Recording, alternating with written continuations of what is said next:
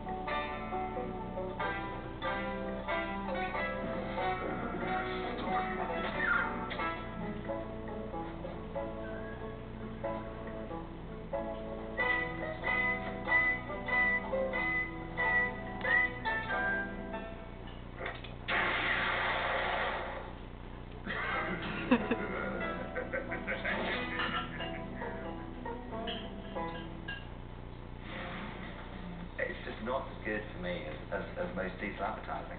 All I got was that you remember this commercial, and the idea of successful living can mean a lot of different things, and it doesn't necessarily mean you're going to win a gunfight.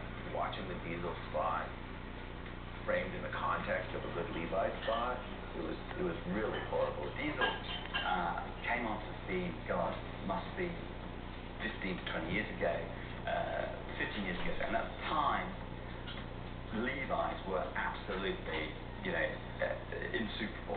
Certainly in this country, across Europe, they owned American values.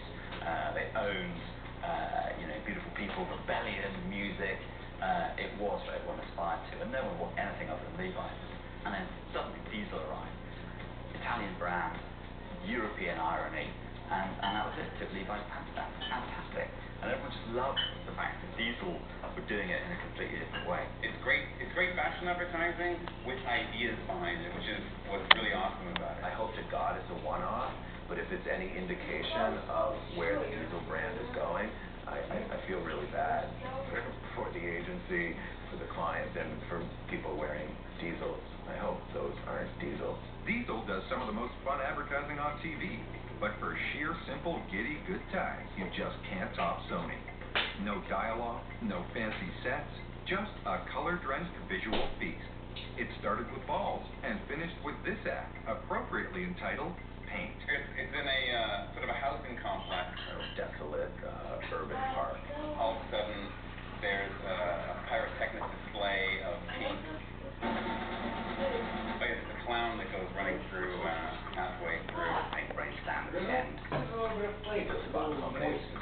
It says colour like no other. Quick flash up on your TV, and that's it, you're out. A spot like this gets talked about a lot. That was really exciting and very entertaining. You just thought they could set a lot about it, but they didn't.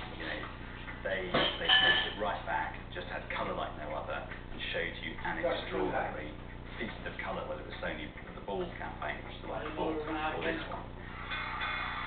The first spot had real beauty, actually. This ad, for me, is the patch on that first one. No, I think if I'd seen it without seeing Balls, I'd have thought that is a phenomenal event. But it's something that just doesn't quite work for me. Well, I liked it better than the Balls one. It seemed way more impressive than dumping the balls down the street. It lives up to Balls and brings it to a new level. And I think the clown is a moment of madness in the house. Kind of gave you a break from almost, let's say, this vibrant destruction, if you will, and I thought the clown was brought in at the perfect moment, just eased it down for a minute to build it back up to the crescendo. I came into the market for a TV persuaded by the beauty of LCD TV, and it was torture not buying one. I ended up buying a Sharp for about $1,000 less. But it was hard. It was hard. I was thinking about having to explain to people when they came around the house, why did you buy a Sharp? But I got over it.